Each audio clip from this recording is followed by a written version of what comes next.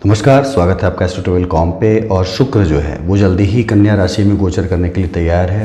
ये 3 नवंबर को 4:58 पे कन्या राशि में गोचर करेगा। कन्या राशि जो है वो बुध की राशि मानी जाती है और शुक्र जो है बुध का मित्र माना जाता है। तो देखा जाए तो गोचर तो अपनी मित्र राशि में कर रहा है, लेकिन फिर भी अपनी नीच राशि में कर रहा है। तो ये जो है एक महत्वपूर्ण चीज़ है कि नीच राशि में गोचर करने पे शुक्र का जो स्वाभाविक गुण है वो कुछ ना कुछ चेंज हो जाता है। शुक्र जो है वो कला का कह सकते हैं एक तरह से ग्रह है, सौंदर्य का ग्रह है, विलासिता का ग्रह है। यानी आपके जीवन में ये रोमांस भरता है, कला भरता है, सौंदर्य देता है, विलासिता देता है। तो इन सब सारी चीज़ों से रिलेटेड है शुक्र ग्रह। और वही शुक्र ग्रह जब नीच का होकर चला जाएगा कन्या राशि में, तो मान के चले कि बुध के गुणों को आत्मसात तो वो करेगा, लेकिन अपने जो स्वाभाविक गुण हैं उसमें कुछ ना कुछ वो कमी ले आएगा। तो अब आप बातचीत करने में कह लें, लोगों से अपनी बात मनवाने में कह लें, अपने संबंधों को निभाने में कह लें, इन सब चीज़ों में आप बड़े प्रबल हो जाएंगे। कहीं ना कहीं से ये सारी चीज़ें आपकी बड़ी अच्छी हो जाएंगी। लेकिन आप विलासिता पे व्यर्थ के खर्च करना शुरू कर देंगे, सौंदर्य पे व्यर्थ के खर्च करना शुरू कर देंगे। साथ ही साथ कला से संबंधित चीज़ों से यदि आप जुड़े हों तो वहाँ पे व्यर्थ के आपके खर्च संबंध शुरू हो जाएंगे। तो ये सब चीज़ें दिखाती हैं कि शुक्र अपनी जब नीच राशि में जाएगा तो बुध को मजबूत तो करेगा, लेकिन अपने आप को जो है कहीं ना कहीं से ख़राब करके आपके व्यर्थ के खर्च कराना शुरू कर देगा। जो लोग पत्रकारिता से जुड़े हैं, जो लोग जनसंप्रेषण से जुड़े हुए हैं, जनसंपर्क के कामों से जुड़े हुए हैं, उनके लिए तो बड़ा बेहतर हो जाएगा शुक्र यहाँ पे, क्योंकि बुध की राशि में जा रहा है। तो ये लोग अपनी बात को वाणी से मनवा लेंगे, अपने कला कौशल से मनवा लेंगे। लेकिन शुक्र जो है यहाँ पे जो लोग जुड़े हुए हैं रंगमंच से कह लें, सौंदर्य के किसी कार्य से जुड़े हुए हैं, तो यहाँ पे उन लोगों को थोड़ा मध्यम फल देखने को मिलेगा। क्योंकि शुक्र जब नीच का हो जाएगा तो इन फील्डों में उनको जो है बहुत ज़्यादा संभावनाएं नहीं देने जाएगा वो। तो रचनात्मक चीज़ें जो हैं उसमें कुछ ना कुछ कमी आएंगी, लेकिन आपकी जो सामाजिक गतिविधियां हैं उसमें शुक्र जो है सभी राशि वालों को एक अच्छी संभावना देगा, एक प्रबल संभावना देगा। हालांकि ऐसा हो सकता है कि आप बहुत ज़्यादा शुक्र मजबूत आपका हो तो आप पूर्वाग्रह से ग्रसित हों, अपनी बात को मनवाने के लिए ढेर सारे तर्क कुतर्क भी करें कि आप ही सारी चीज़ें हैं, बाकी सामने वाला कुछ भी नहीं। ऐसी चीज़ें भी शुक्र यहाँ पे देगा जिनकी कुंडली में कन्या राशि में होगा शुक्र, और गोचर भी उसका होगा। तो लेकिन फिर भी देखा जाए तो शुक्र यहाँ पे कुछ ना कुछ जो है फल जो है वो अपने नहीं दे पाएगा। बुध वाले फल तो वो देगा, अपने फल देने में थोड़ा उसको समस्याएँ उत्पन्न होंगी यहाँ पर। अब आइए देखते हैं कि शुक्र का गोचर जो है किन राशियों के लिए बहुत अच्छा नहीं है। यानी कुछ राशियाँ ऐसी होंगी जिनके लिए अच्छा होगा, लेकिन कुछ राशि वालों के लिए नकारात्मक एक तरह से प्रभाव लेके आएगा। पहली राशि को यदि हम ले लें तो मेष राशि। मेष राशि के लिए शुक्र दूसरे और 7वें घर का स्वामी होगा और छठे घर में गोचर करेगा। तो यहाँ पे शुक्र कमज़ोर हो गया। कमज़ोर शुक्र आपके जीवन साथी के साथ आपके रिश्तों को प्रभावित करेगा और आप दोनों के बीच झगड़े लड़ाई के कुछ संसाधन बढ़ सकते हैं। यानी कुछ सोच बदल जाएंगे, आप लोगों को कह सकते हैं छोटी छोटी बातों पर झगड़े होने की चीज़ें बढ़ेंगी। इस गोचर के दौरान आपको अपने कार्यक्षेत्र में चुनौतियों और काम का अधिक बोझ उठाना पड़ सकता है। आपकी नौकरी पेशा जीवन हो या व्यापारिक जीवन हो, इसमें आपकी महत्वाकांक्षा तो बहुत ज़्यादा बढ़ी चढ़ी रहेगी, लेकिन उसके हिसाब से फल आपको नहीं मिल पाएंगे। तो थोड़ी परेशानियां यहाँ पे शुक्र देगा। कन्या राशि में गोचर के दौरान आपके लिए उत्कृष्ट आनंद की भावना भी नहीं उगेगी। कह सकते हैं ना कि आप जैसे बहुत ज़्यादा किसी चीज़ में आनंद लेना चाह रहे हो, लेकिन वो चीज़ आपको नहीं मिलेगी, ये ज़रूर होगा यहाँ पे, क्योंकि शुक्र जो है नीच का हो जाएगा। सहकर्मियों के साथ अपने कह लें, अपने घर में काम करने वाले नौकरों के साथ कह लें, अपने कलीग के साथ कह लें, आपकी जो समय बीतेगा वो बहुत अच्छा नहीं बीतेगा। और अपनी प्रतिष्ठा को बनाए रखने के लिए आपको विशेष प्रयास करना पड़ेगा। उसके लिए आपको एक विशेष जो है मेहनत करनी पड़ेगी। नौकरी बदलने की सोच रहे हैं, क्योंकि छठा भाव नौकरी का भी है, नौकरी बदलने के लिए आप सोच रहे हैं तो उसमें एक प्रबल आशंका है कि नौकरी आपकी बदले। आपको जो आप अभी वर्तमान में जिस काम से जुड़े हों शायद आपको पसंद ना आ रहा हो, अगले किसी काम में जाने के लिए आप प्रेरित हों।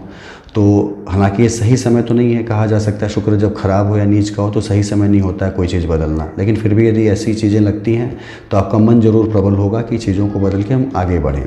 साझेदारी का बिजनेस कर रहे हैं या खुद अपना बिजनेस कर रहे हैं, उसमें भी आपको बहुत कह सकते हैं कि आशातीत सफलता मिलती नज़र नहीं आ रही है।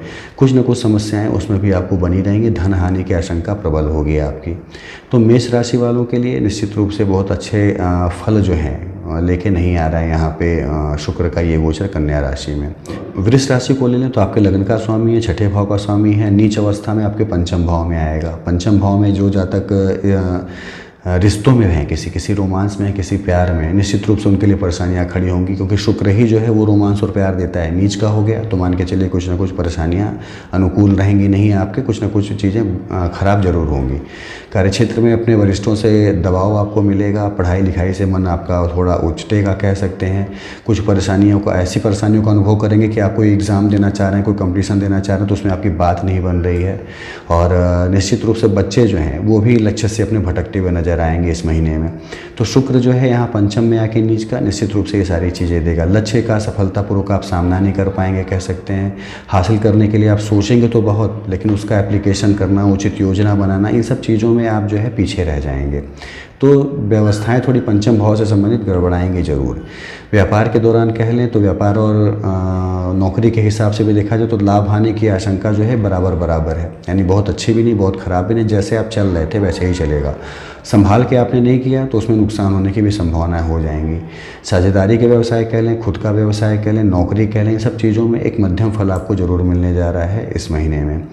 अपने व्यवसाय में आप नो प्रॉफिट नो लॉस पे रहेंगे, और आपको नवीन व्यवसाय यदि अपनाना हो तो कुछ समय उसके लिए आपको इंतज़ार करना चाहिए कि ये समय बीत जाए, फिर नए किसी कार्य में पैसे लगाएं या कोई नया व्यवसाय शुरू करें, तो ही फिर आपको सफलता मिलने की संभावना है। नहीं तो शुक्र जो है यहाँ पंचम भाव में आके बहुत विशेष चीज़ें आपको नहीं करने जा रहा है। सरल शब्दों में यदि समझाया जाए तो आपको नए रुझानों के साथ तालमेल बैठाने में थोड़ी कठिनाई का सामना करना पड़ेगा, थोड़ी मुसीबत का सामना करना पड़ेगा।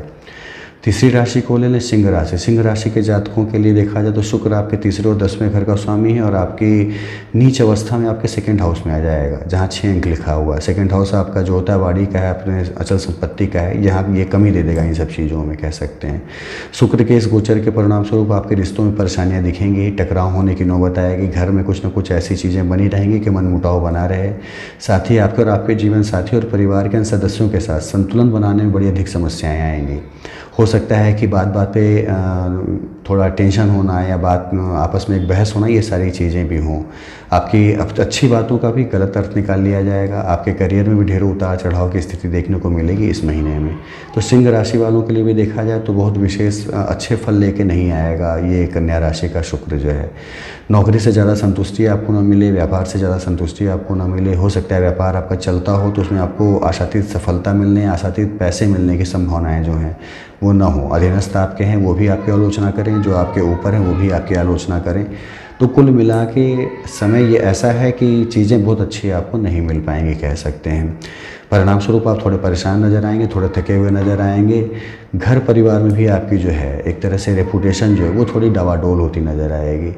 तो उस चीज़ को पाने के लिए, उस चीज़ पे बने रहने के लिए थोड़ा रुक के, कहा जाता है कि रुक के यदि आप इंतज़ार करते हैं तो अच्छी चीज़ें फिर आपके सामने आती हैं। तो वही चीज़ है सिंह राशि वालों के लिए। रुक के यदि वो इंतज़ार करते हैं तो आपको कोई अवसाद भी महसूस नहीं होगा, और साथ ही साथ आप आगे भी बढ़ते जाएंगे।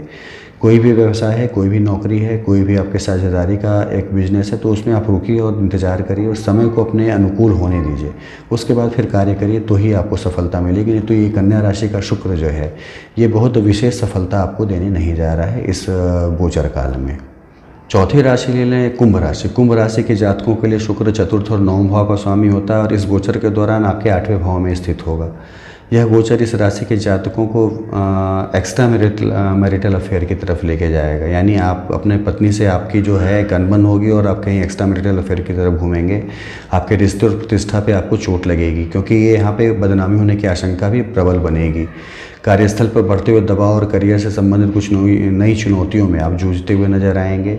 आपको अपने वरिष्ठों से, सहकर्मियों से परेशानी का सामना करना पड़ेगा, उनकी आलोचना आपको सुननी पड़ेगी, और ऐसा होने पे आपको अपनी नौकरी कह लें, अपने व्यापार कह लें, उससे बेहद संतुष्टि नहीं मिल पाएगी। अवसर आपको तलाशने पड़ेंगे, बने बनाए नहीं मिलेंगे इस अवधि में, क्योंकि शुक्र जब नीच का होता है तो अवसरों को कम करता चला जाता है। तो किसी भी क्षेत्र में, या नौकरी आप कर रहे हैं, व्यवसाय कर रहे हैं, कोई भी काम आप कर रहे हैं, उसमें अवसर आपको तलाशने पड़ेंगे तभी आपको मिलेंगे। भाग्य जो है बहुत प्रबल होने नहीं जा रहा है। विश्वसनीयता लोगों की आपके प्रति कम होगी, और अच्छा और सफल और लाभदायक बनाना चाहते हैं इस समय को, तो व्यापक रूप से योजनाएं बना के और उस पर पूरा कार्य करके उसके बाद उसको लागू करने का प्रयास करें, तो आपकी नई व्यावसायिक नीति भी आप कह लें, नए आपके संबंध कह लें, ये सारी चीज़ें आगे बढ़ेंगे। और आपने यदि उसी पुराने ढर्रे को अपनाए रखा तो मान के चलिए कि बहुत अच्छी सफलता मिलने की संभावनाएँ जो हैं कुंभ राशि वालों के लिए भी इस काल में नहीं मिल पाएंगी, क्योंकि शुक्र जो है यदि नीच का हो गया तो इन सब चीज़ों को आपसे कहीं ना कहीं से दूर कर देता है। अंतिम राशि ले लें मीन राशि। मीन राशि के जातकों के लिए शुक्र तीसरे और 8वें घर का लॉर्ड होता है और इस राशि के लिए एक कह सकते हैं कार्यात्मक अशुभ ग्रह माना गया है। अपनी नीच अवस्था में ये 7वें भाव में गोचर करेगा और सप्तम भाव आपके पत्नी का है, पति का है, व्यापार का है, किसका भी कह सकते हैं, साझेदारी में बिजनेस का भी है। तो निश्चित रूप से यहाँ पे इन सब चीज़ों को ख़राब करेगा, बेहद अशुभ माना जाएगा। जीवन साथी के साथ आपके रिश्ते जो हैं उसमें थोड़ी कड़वाहट आ सकती है। साथ ही साथ यदि साझेदारी में आपका बिजनेस है तो उसमें भी आपके जो आपके पार्टनर हैं उनसे आपकी बहुत अच्छी ट्यूनिंग ना बने, ऐसा भी हो सकता है।